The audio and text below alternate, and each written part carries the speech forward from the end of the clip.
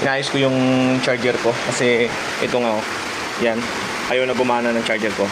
Eh bagyo. Tapos wala pa tayong ilaw, sobrang dilim sa loob. Ngayon, nahanapan ko ng paraan para mapag-charge tayo. 10% na lang ako. Gagawin ko to.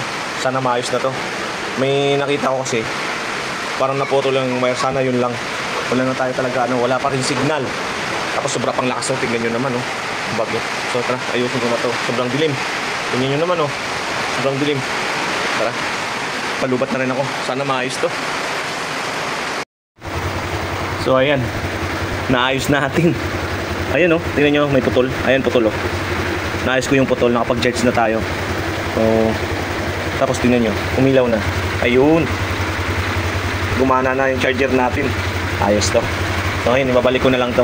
Tapos tandarin ko na yung motor. I-charge natin ng mahaba yung cellphone. Pero nawala yung isang nut natin dito, nahulog. Buti meron tayong extra. Salamat, nakapag-charge tayo nito ng mahaba-haba. Ayun Let's go, tara. So ayan nakapag-charge na tayo. Milaw na. At naikabit na rin natin dito. Ayan. At ibabalik na rin natin to. Inayos ko na rin yung busina.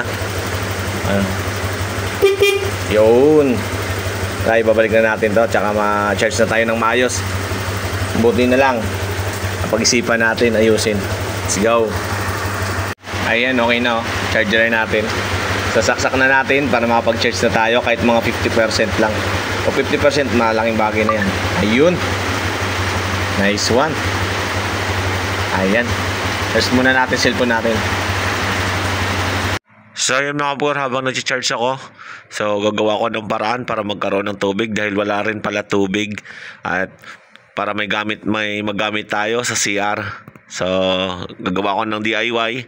Hahanap ako ng mineral water, plastic bottle at hose. Yun ang gagawin ko para makasahod tayo sa alulod. Sa alulod tayo kukuha ng tubig kapag gamit natin sa CR. Tingnan nyo, malakas ang ulan.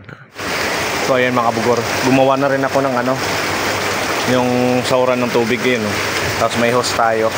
Ayan Yan, dito itap natin. Yan, papansin nyo yung tubig na yun. Ayan. Ayan, tubig. Yan. Yan. Dito natin nilalagay. Tapos magkuha tayo ng balde dito. Ilalagay natin. Kasi wala tayong tubig. Tapos walang kuryente. Okay na, may charge naman tayo sa motor. Tubig na lang. Pang CR natin. Right. Pagsahod natin para mamayang gabi yung gagamitin tayo. Let's go. Ayan mga bugor Ayan yung may panungkit na isasahod ko yan doon. Kasi mahina pang ngayon, mahina pang ulan Ayan sasahod ko. Alam mo kung saan yung pupunta yan? Tignan nyo naman. Diba? Pang CR lang yan. Diba? Pag malakas yan, mamaya puno yan, di ba? Mamaya na natin sa oras. Di ba?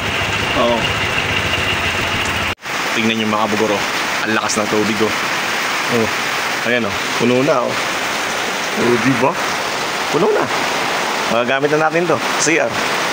May inipon naman ako ng tubig doon kanina. Ito pang flash natin. Tara. Ayos na yan. Mamaya naman ulit. Di ba? Lakas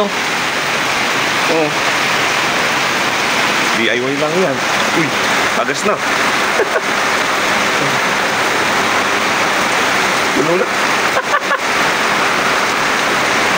Yan ang dami ko na ipon tubig di ba? Puno yan, puno. Ayan, galing gripo. Yan. Ito pang flash natin. DIY lang. Di ba?